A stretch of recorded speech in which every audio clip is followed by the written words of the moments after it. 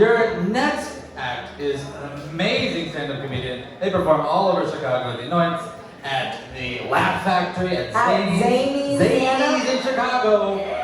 Give it up for Sara Dirks!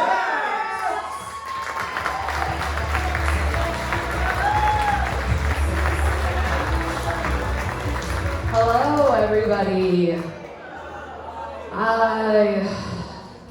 It's appropriate that I was put up right after intermission, because as you're about to find out, I have the delivery energy of intermission. So it feels like I've already been upstaged, you know? I just got back from Ireland last night at 10 p.m., so right now for me it's 2 a.m. It's yes way.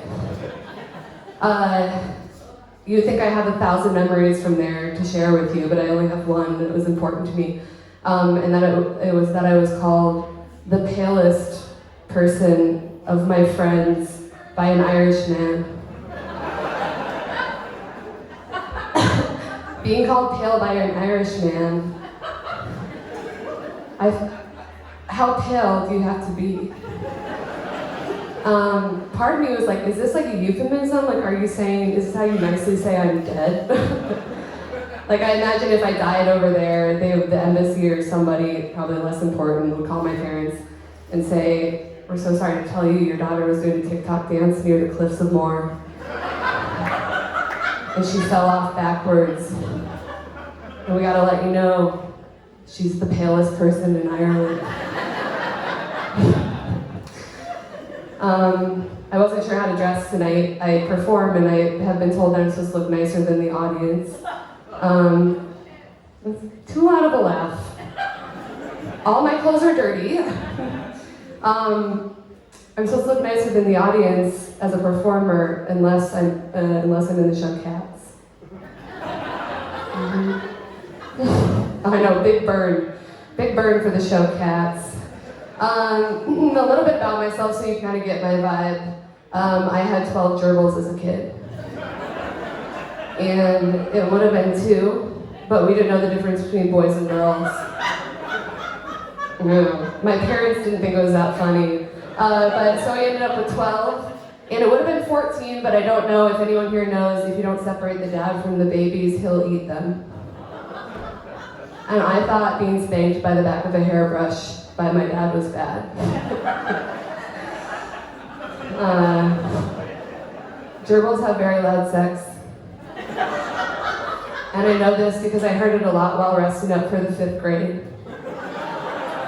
And I used to get up in the middle of the night and I'd have to go over and pick up their gerbil cage and carry it out of my bedroom and take it into the bathroom across the hall and set it down and shut the door and then go back to sleep. So I'd like to think I invented the Mile High Club for gerbils, right?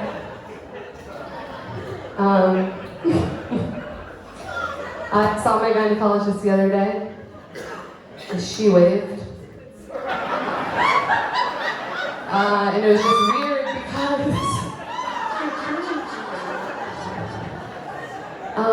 weird because I didn't think she recognized me by my face.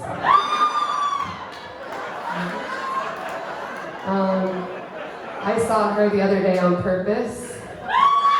I went there to check. I wanted her to check and see if any of my exes left anything at my place. You know what I mean? And she said, everything looks good down there. And I said, well, it should. And she was like, okay. And I was like, well, I've been remodeling a week out of every month, every year since I was 15. Tearing down the old wallpaper, redoing the nursery.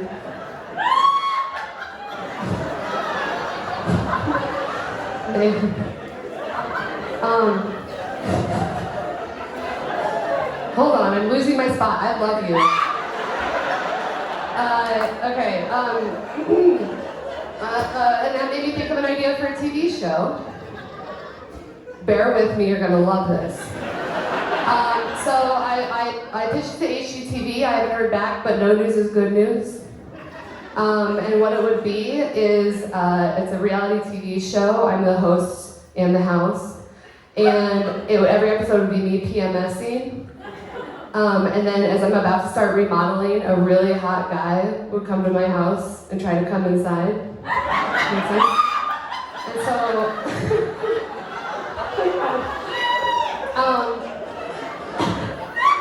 I'd have to stop him at the door and say, "I'm so sorry, sir, that things are a little messy in here. I was just about to start remodeling. Please come back in a week. I promise it'll be cleaner. I'll have it all cleaned up. Come back in a week." And then that man would look me in the face and say, "Yes, I understand." And then he'd pull his pants up and he would run around to the back door. And so then I have to run around to the back door as fast as I can and stop him and say, "Sir, you're not that hot." But say I did let you in the back garage. You have to be respectful. You can't just go pummeling through like you're trying to beat the rush hour of the Arby's drive-thru. The next thing you know, you've ripped the canoe off the ceiling. The recycling bins are all over the place. You need to be like the suburban dad. I bet you know one, or you probably are one. They do this trick where they hang a tennis ball from a string in the garage, so they know exactly how far to pull in. Does everyone know this one? So it's like this.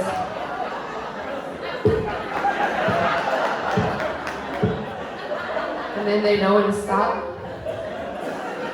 But in this case, the tennis ball is the sound of my voice saying, "Stop!" Speaking of things hanging from strings, I want to be as proud of my tampon sizes as men are of their condom sizes, but I can't because the names are terrible. Tampons are like light, regular, plus, super plus. If a man approached me with a light condom, all I'm saying is that I'd like a Magnum tampon and I'd like a room for my pleasure, and I feel like it's not a lot to ask. Like compact tampons, has anyone seen these things? You gotta like pop them out first, but I just end up ripping them apart. So I sit in the stall and I'm like reverse engineering it. And for me, it's like, why? Are we afraid that we're gonna know how much cotton we can stuff inside ourselves? We might be confused for Build-A-Bears. My paying job is I'm a designer. I work in advertising, and a lot of tampon brands advertise with like the discreet wrappers and discreet, because God forbid. My question is, why do all my tampons look like they're about to go clubbing? And to an Easter egg hunt. So I thought of a few ideas for new wrapper designs. I think one could be flesh color. We could do some denim washes. And then I think my best idea is we could do one that looks like a finger. That way we don't even have to hide it, we can just carry it in our hands. And we just walk around like this. And yeah, it's gonna look like we have 6 fingers. But that's less embarrassing than being a woman, right?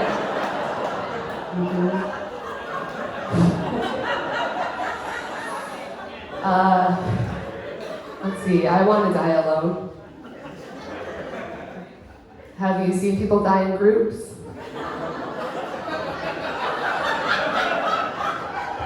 I would like to be, I don't want to be found dead because I'm just presumed dead and never actually found. I would like to be found dead by my family because they need my Netflix password.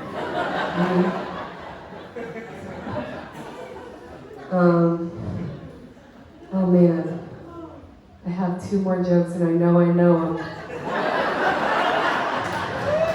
Help. Hold on. Oh, thank you, yay! Let's see. Oh. You know who's not gonna be die alone? My neighbors.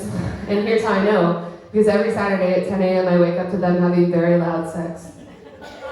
And I know what I'm supposed to do is go over there and pick up their cage, and I'm supposed to get it I'm supposed to carry it out of my bedroom into the bathroom and shut the door. But I'm very single, so I like to listen. I listen, and then we all fall back asleep when they're done, and it's kind of cute, and we're a throuple now, and someday I'll tell them. But it gave me an idea for a TV show, which I pitched to Netflix, but I haven't heard back because, thank you, no news is good news, but I'll just pitch it to you guys in case you see it, because then you know to credit me. So what it would be is it's going to be like a reality show, but it's a game show.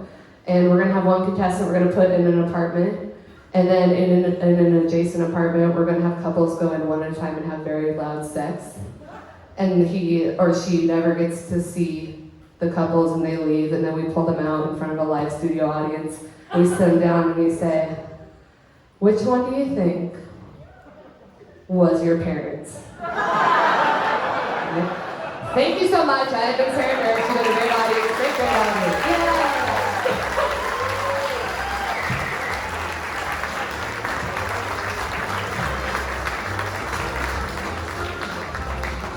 Give it up one more time for Sara.